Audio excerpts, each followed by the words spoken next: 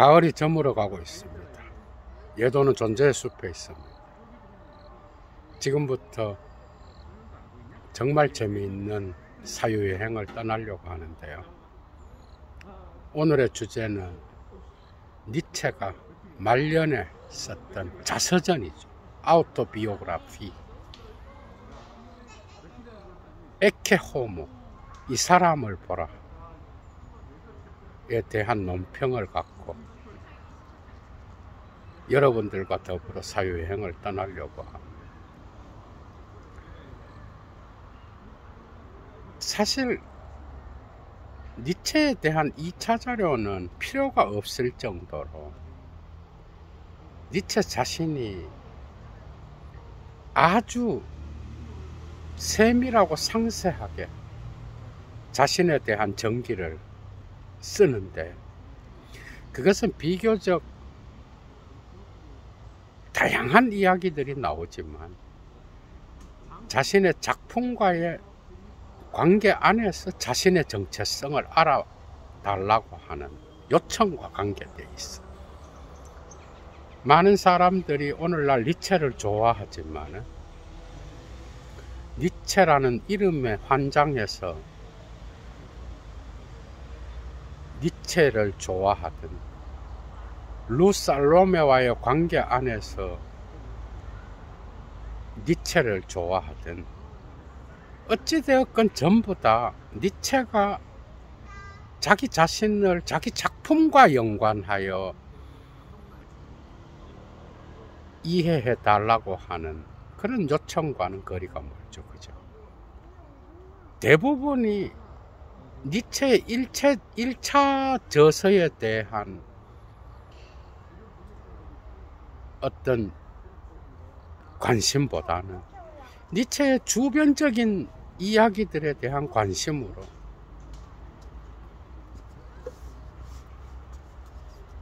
잡담, 호기심, 애매성으로 그죠?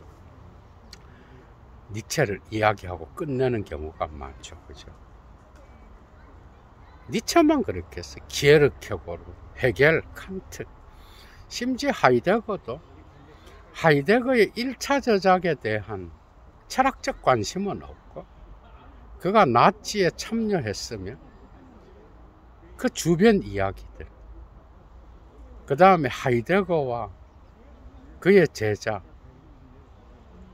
한나 아렌트와의 관계, 뭐 이런 걸로 철학자의 이름의 무게감을 갖고 자신의 지성을 뽐내는, 정말 가볍죠. 그죠?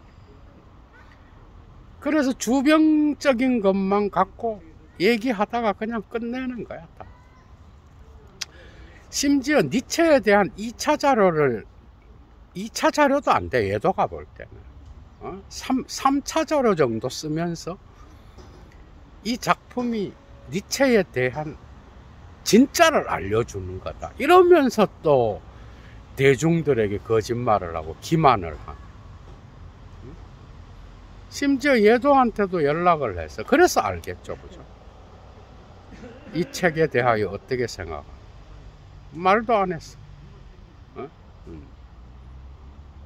쓰레기도 안 되는 것들을 갖고 차라리 말을 안 하고, 나는 이런 점에서 니체를 소개했다, 뭐 이러면 보고 괜찮네요, 뭐 이랬을 건데, 본인이 니체에 대하여 쓴 것만이 니체를 제대로 전달하는 것과 같은 그런 사기를 치는 인간들이 많죠. 그죠?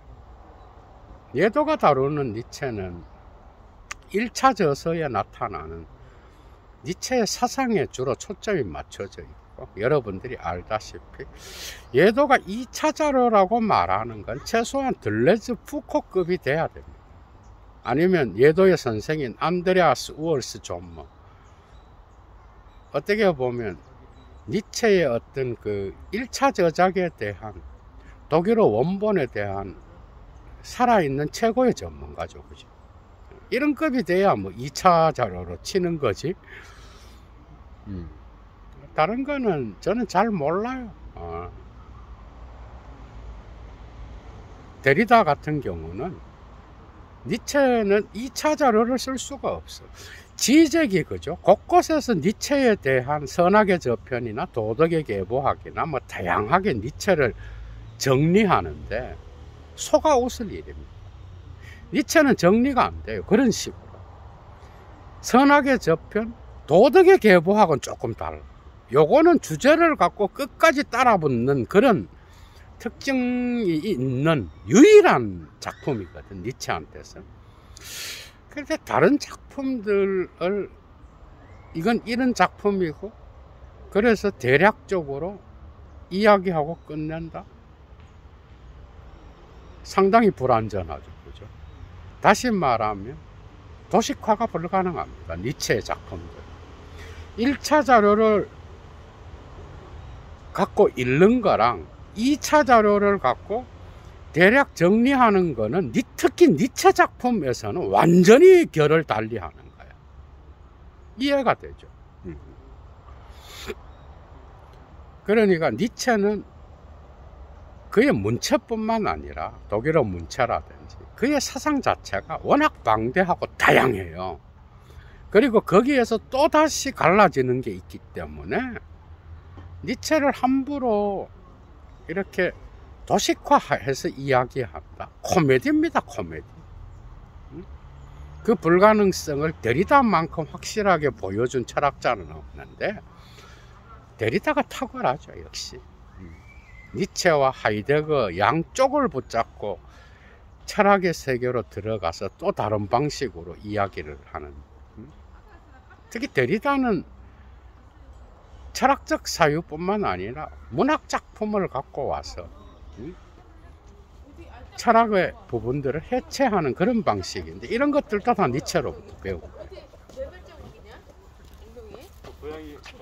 어찌되었건 니체는 1차 텍스트 안에서 산으로 들어가면 들어갈수록 그 길이 하도 다양해서 통합이 불가능하고 도식화가 불가능합니다. 감사하게도 니체는 말년에 자기 인생 끝자락, 그러니까 광기의 세계로 들어가서 완전히 이 현실 세계와 결별하기 전 1889년까지, 그죠? 88년 말까지로 볼 수도 있는데 이때까지 자신의 작품들을 상세하게 이야기하면서 이건 역시도 니체가 그냥 이야기하는 거예요. 에케 호모는 니체 자신이 자신의 작품들을 전반적으로 훑으면서 나가는 그런 건데 이거 읽어서도 안 돼요. 이거 읽어서도 수박 끄달기도 안 돼. 니체 자신이 썼다라는 거기에 대한 거는 우리가 인지를 해야 되겠지만은 어찌되었건 전반적으로 훑으면서 자신의 정기에 대하여 아우토비오그라피를 썼던 그런 철학자죠. 그죠? 그래서 가능하다면 에케 호모를 읽고 니체 1차 텍스트로 들어가는 것도 괜찮아.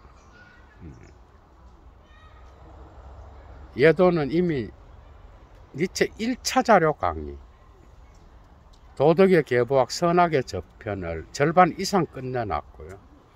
그리고 또 중요한, 여러분들이 잘 모르는, 그러나 포스트 모더니즘 담론에서는 헌장 문서와 같은 70년대 초반 유고에 나타난 도덕 외적 의미에서의 진실과 거짓, 이거 정말 중요한 문서죠. 그죠? 이거는 끝내놨어, 이미. 13개로. 그죠? 이런 정도로 1차 텍스트 강의를 해놨고, 이제 알조슈프라 자라투스트라에 착수하겠는데, 이러면 벌써 4개의 작품에 손을 대는 거예요. 1차 자료를. 그죠?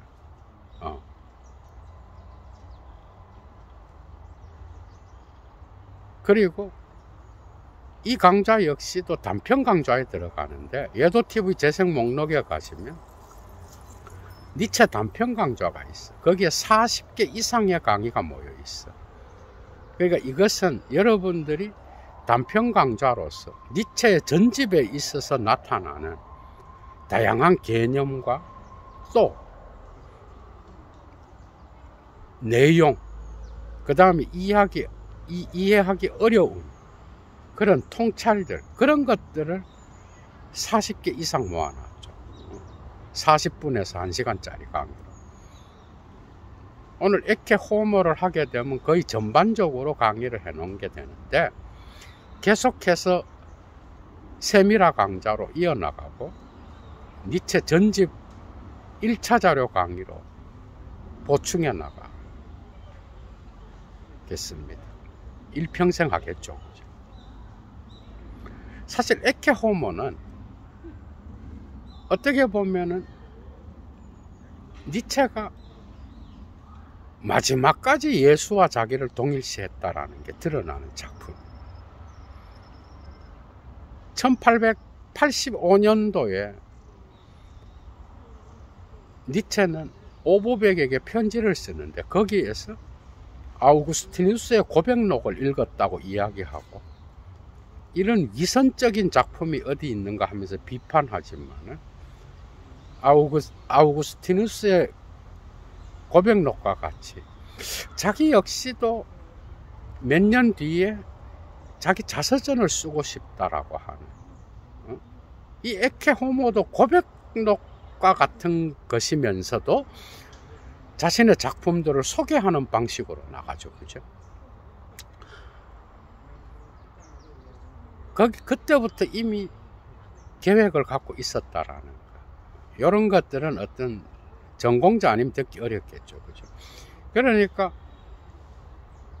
몇 년 전부터 이미 자기 자신의 자서전에 대하여 사유하고 있었다. 사실 이 에케 호모는 니체가 이성과 광기의 경계에서 쓴 작품이에요. 완전 말년에 쓰여졌던 니체가 모든 가치의 가치 전도라고 하는 그러한 목표 아래에서 썼던 그의 힘의 의지 유고집과 더불어서 또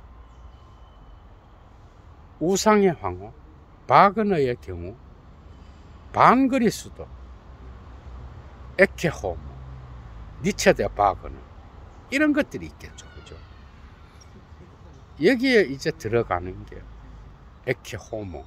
거의 1888년 마지막 시기에 쓰여진 거예요. 여러분들이 잘 알고 있는 니체가 이탈리아 북부 투린이라고 하는 도시에서 거리에서 어떤 마부가 말을 채찍질하고 있는데 가서 말을 끌어안고 울잖아. 그죠? 이때 쓰러지고 난 뒤에 이제 완전한 광기의 세계로 들어가는 시점이 되는데, 이게 벌써 1889년 1월 3일이야, 이날이. 그러니까 88년까지를 거의 광기와 이성의 어떤 경계에서 글을 쓴 게 88년 말년의 작품인 거예요. 여기에 에케 호모가 들어가 있고, 이 마지막에 자기 독자들에게 자기 자서전을 선물하게 된 거겠죠. 그죠?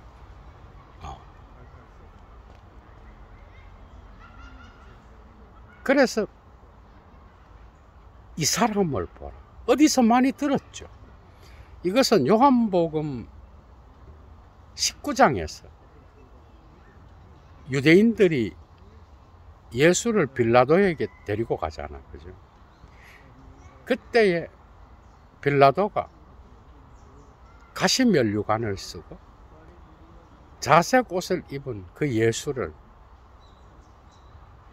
미친 광기에 사로잡혀져 있는 군중들 앞에 데리고 와. 그때 군중들은 십자가에 못 박아라 라고 끊임없이 소리치게 되는데, 이때 빌라도가 예수를 가리켜 한 말이 에케호모, 라틴어죠, 그죠? 이 사람을 보라. 왜 자기를 예수와 동일시했을까?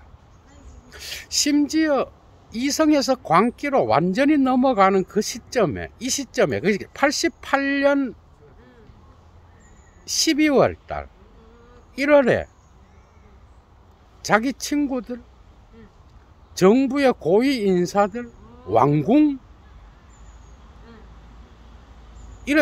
이런 사람들에게 편지를 쓰고 엽서도 보냈는데, 거기에 십자가에 못 박힌 자 할아버지가 디오니소스 서명이 이거야. 그러니까 그걸로 사인을 해놓은 거야. 거기에 보면은 끝까지 디오니소스와 인간 예수를 포기하지 못하는 그런 게 나타나고, 반그리스도에서는 예수와 자기를 동일시하는 듯한, 에케호모에서도 그래. 그러면서 자기 역시도 19세기 유럽의 시대정신과 싸웠고, 자기의 사명은 이 우상의 황혼으로 덮여진 이 세계를 믿는 자들을 해방시키는 엄청난 인류의 자유를 위한 사명을 가졌다라고 생각한 거예요. 그래서 자기를 고난받는 예수에게 투사하고, 자기를 그런 방식으로 끝까지 동일시하는 거예요. 이해가 되죠, 여러분? 심지어 니체는 70년대 초반의 작품들부터 비극의 탄생, 인간적인, 너무나 인간적인 반시대적 고찰, 아침놀, 즐거운 학문, 자라투스트라, 선악의 저편, 도덕의 계보학, 우상의 황혼, 바그너의 경우, 뭐 이런 것들을 다 언급하죠, 에케호모에서. 그러면서 거기에서 자기 자신이 시대적 사명을 타고났지만 아무도 내 목소리를 듣지 않는다. 예수와의 동일시는 극에 달하는 게 바보 예수인 거예요. 백치 예수, 반그리스도에 나오는 것처럼. 왜? 예수도 진리를 선포했지만 죽고 나서 바울을 통하여 로마에 예수의 어떤 복음의 씨가 뿌려져서 세계적으로 이렇게 전파되잖아. 그런데 니체 자신도 그 많은 책을 썼지만 아무도 자기의 목소리를 듣지 않는 거야. 비교적 경구와 잠언으로 글을 썼던 그런 글들 가운데서 가장 성공적이라고 우리가 알고 있는 즐거운 학문의 광인이라고 하는 그 글, 신은 죽었다가 나오는 그 글에서부터 이미 다양한 작품에서, 그죠? 니체는 예수의 글쓰기를 흉내내고 있어요. 20세기의 위대한 철학자 카를 레비트는 자라투스트라는 반그리스도교적인 산상수훈과 같은 글을 쓰고 있으며, 또한 예수가 비유를 써서 말을 한 이유는 자기의 진리를 알아듣지 못하는 자들, 그리고 자기의 말을 오해하고 도무지 이해하지 못하며 자기의 말을 들을 수 있는 귀를 가진 자들이 없다라고 하는, 이런 것들이 이제 예수를 백치로 보게 된 어떤 핵심적인 거죠. 그죠? 물론 도스토옙스키의 백치에서도 나타나는 것처럼 니체는 어찌되었건 시대적 사명을 갖고 진리를 알리는 그런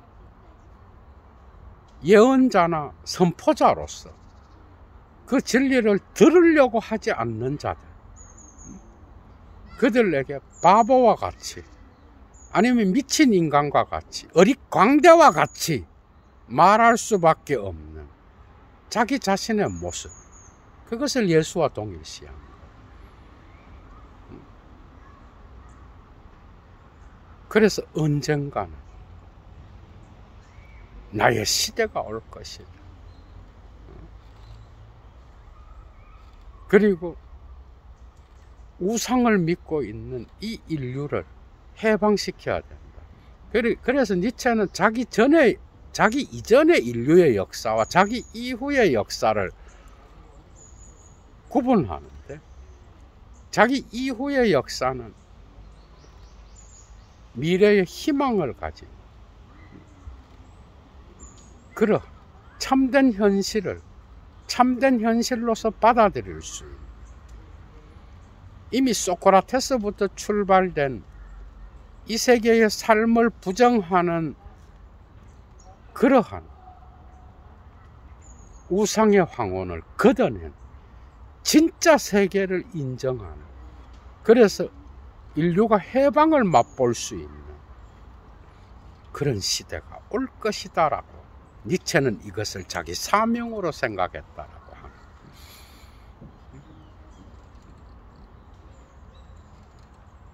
그래서 에케 호모에서 그는 자기 자신을 복음의 사자라 그래. 복음의 사자. 들을 기 없는 자들에게 복음을 전하기 위해서는 어릿광대가 돼야 된다. 그러니까 니체가 예수를 백치라고 했던 이유가 뭐겠어요, 여러분? 이것은 어떤 삶의 현실성 안에서 사람들은 진리를 이야기해도 진리를 듣지 않는다라. 오히려 그것을 거짓으로 보고 우상을 진짜라고 생각을 하면서 살아간다. 거기에서 자기의 목소리를 높이면 거짓을 믿는 자들이 진리를 이야기하는 자를 죽이려고 그러겠죠. 그죠? 예수 역시도 그런 관점에서 고난을 받은 그런 벽치 예수였다. 그 고난받는 자와 동일세를 통하여 자기 자신을 이 사람을 보라라고 하는 그 제목으로 표현하고 있다라는 거. 정말 똑똑하죠, 여러분. 그죠? 제목도 정말 도발적이에요. 그죠? 내용도 그래. 내용에 있는 제목도 그래. 나는 왜 그렇게 현명한가? 나는 왜 그렇게 영리한가? 나는 어떻게 이다지도 멋진 책들, 좋은 책을 쓸 수가 있는가? 나는 왜 하나의 운명인가? 자기 이후의 인류는 현실을 현실로 받아들이는 우상의 황혼이 걷히고 정오의 햇빛, 그래서 우상의 그림자가 다 지워진 그 현실을 살게 될 것이다 라고 하는,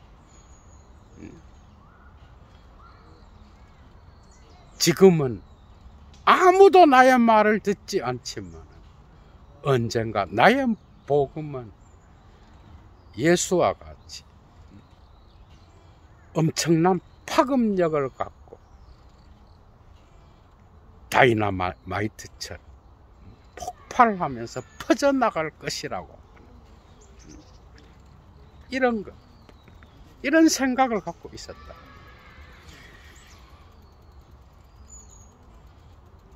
그래서 니체는 예수를 자기와 동일시했던 거예요.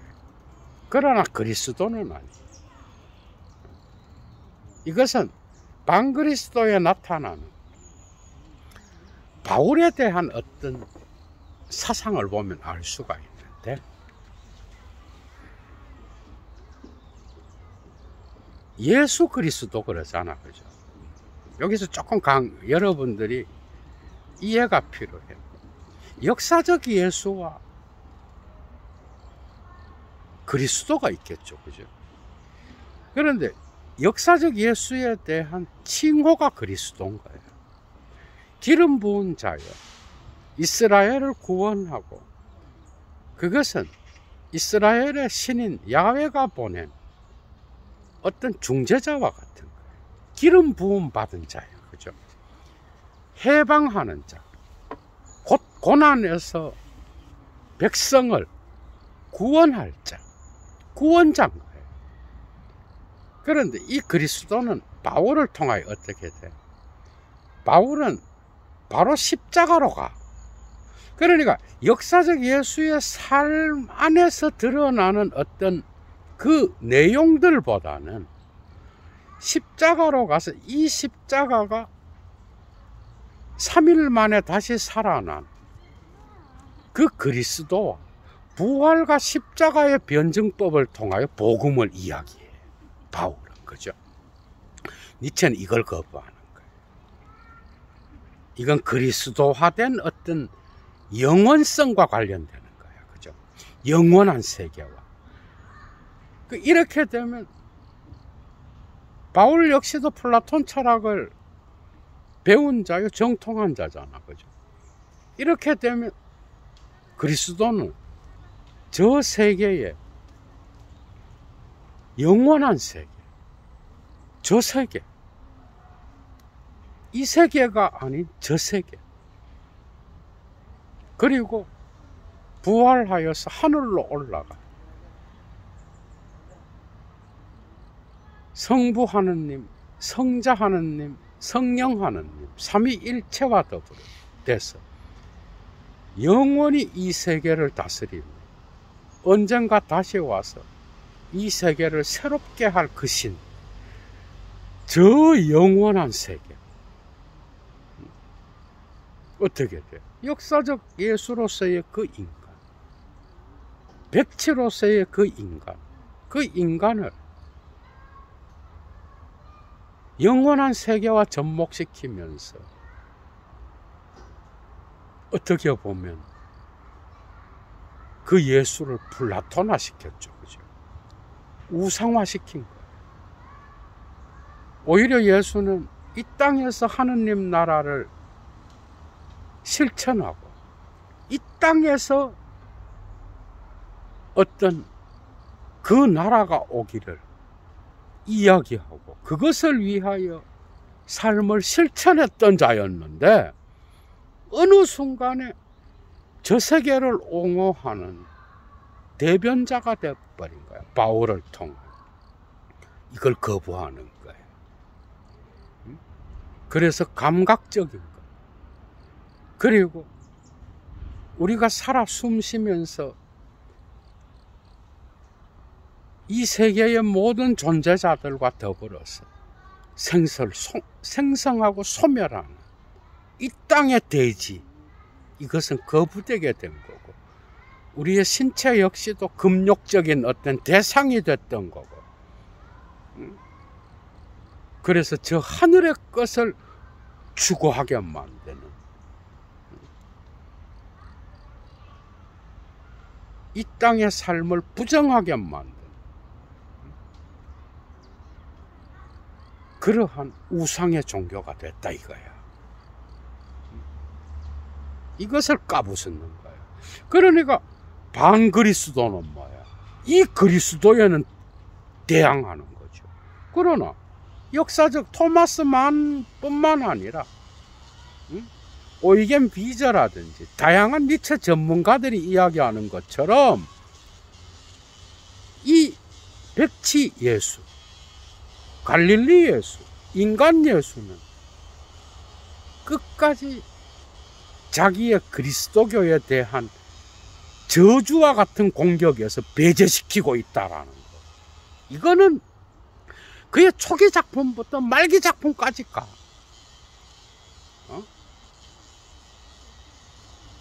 그래서 에케호모라고 하는 것, 심지어 예수와의 동일시를 통하여 고난받는 자, 자기 역시도 고난받는 자로서 이것은 끝까지 자기의 사상을 밀어붙이겠다라고 합니다. 그래서 결국은 광기의 세계로 들어가게 됩니다. 니체는 알고 있었어요. 사실은 니체는 자기의 어떤 창작 활동, 이것이 거의 끝지점에 이르렀다는 걸 알고 있었고, 심지어 말년에 썼던 에케호모뿐만 아니라 우상의 황혼과 방그리스도 이런 데서는 어떤 광기가 함께 묻어나고 있다고. 어느 정도. 그런 정도로 니체는 마지막까지 자기의 사명, 저 세상을 사랑하는 인류를, 이 세상을 사랑하는, 이 세계의 현실성 자체를 긍정하는, 그래서 자기의 삶을 긍정하는 그러한 것으로, 그래서 인류가 더 행복해지기를 원하는, 이게 니체가 원했던 어떤 그런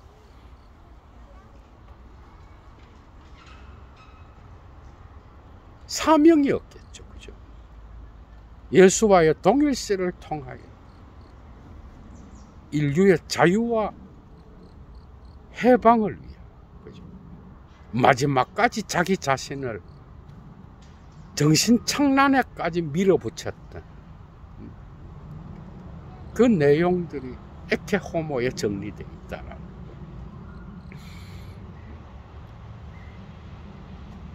그러니까 니체는 예수와 동일시 시키지만은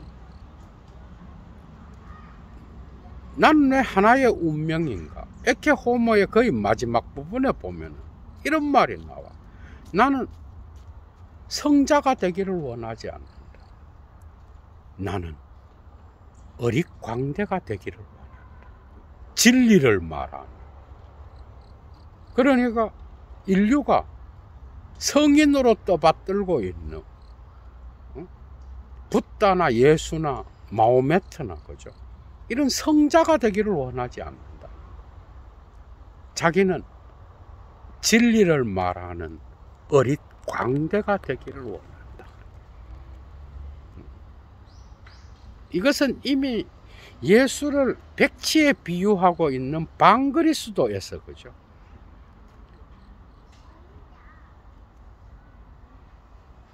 어느 정도 암시되고 있는, 어린 아이와 같이 춤추는 니체. 이것을 데리다도 탁월하게 묘사하고 있죠. 그죠? 예도가 이미 데리다의 어떤 철학의 여백을 강의하면서 이야기한 것처럼 춤추는 니체. 저 세상을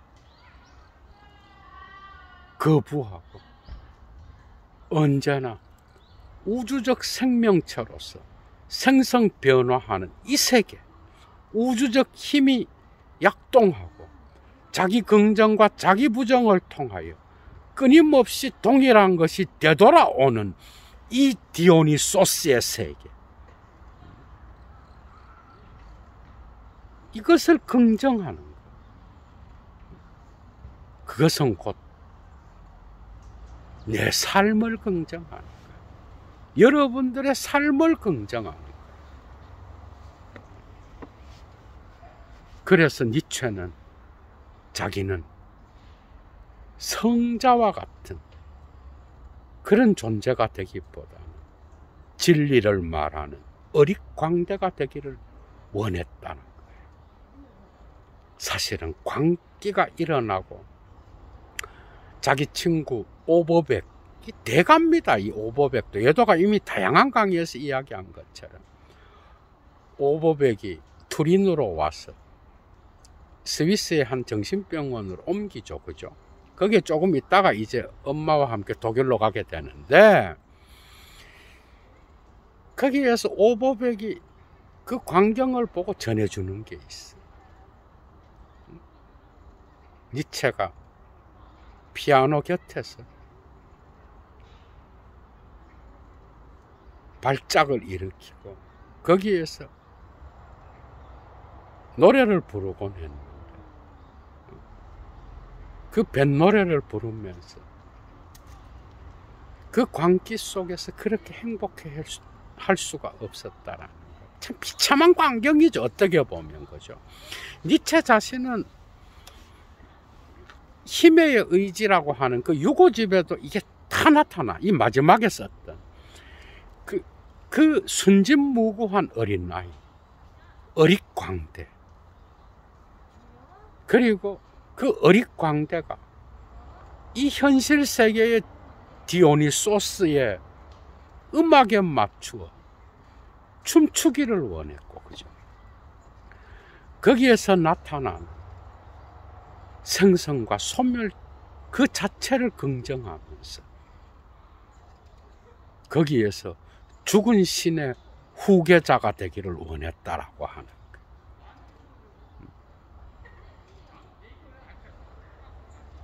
그래서 자기가 공격했던 그 그리스도교로부터 예수를 언제나 배제시키면서 그 예수와 자기를 동일시하고 있다라는 거예요. 심지어는 신의 개념, 신의 관념, 신의 존재론적 증명을 완전히 파괴한 이후에 거기에서 남게 된 이 세계, 이것을 디오니소스의 세계로 수정하면서, 그죠? 거기에는 강력한 힘의 의지로서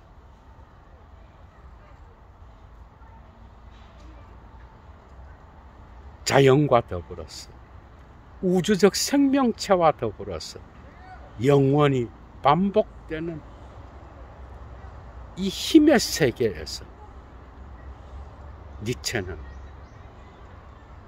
어린아이와 같이 예수와의 동일시를 통해 디오니소스를 통해 아리아드네를 통하여 긍정되는 이 현실 세계를 사랑했다라고 하는, 광기의 세계에 들어가고 나서도 그는 어린아이이기를 원했으며 어릿광대이기를 원했다. 그것이 에케 호모, 이 사람을 보라의 마지막에 나와 있다. 과연 니체는 어떤 자기가 전했던 그 복음의 사자, 자기 자신을 예수와 동일시하면서 복음의 사자라고 이야기한 것처럼 그 복음은 과연 성공했을까? 여러분도 한번 깊이 생각해 보세요. 철학적으로 보면 성공 이상이죠, 그죠? 오늘날 니체의 철학을 모르고 어떤 시비평도, 어떤 문학 비평도, 어떤 철학도, 어떤 인문과학도, 어떤 미학 비평도 불가능하게 되었다라고 하는, 포스트 모더니즘 담론에서 니체는 그 중심부에 있었다라고 하는, 오늘날 철학에서 니체는 여전히 그 영향사가 끝나지 않았다라고 하는, 그 모든 것을 놓고 볼 때 복음의 사자로서 자유정신으로서 니체는 여전히 살아있다라고 합니다. 이 사람을 보라. 마지막 광기의 문턱에서 그의 삶의 이성의 세계의 마지막 끝에서 써갈겼던 이 자기 자신의 자서전, 강력한 니체 자신의 삶의 10년을 들여다보게 하는 그러한 파토스적 열정이 그대로 나타나는 작품.